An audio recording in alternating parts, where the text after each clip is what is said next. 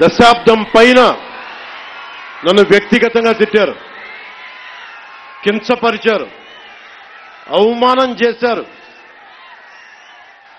చాలా చాలా అవమానాలు పొందాం, పరాభావాలు చెందాం. ఏ రోజు పల్లెత్తు మాటల్లా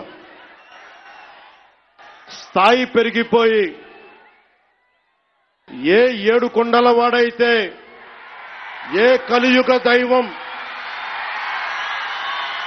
ఆయనకు కూడా అపచారం జరిగితే మెత్తగా ఎందుకు ఊరుకుంటాం, మాట్లాడకుండా ఎందుకుంటాం? ప్రతి ఎలక్షన్ ప్రతిదీ రాజకీయ కోణంలోనే చూస్తామా? అన్ని రాజకీయాలేనా? అన్ని ఓట్ల కోసమేనా?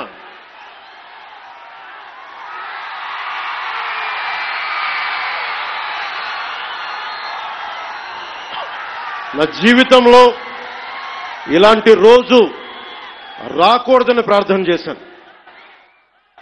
మనస్ఫూర్తిగా చెప్తున్నాను.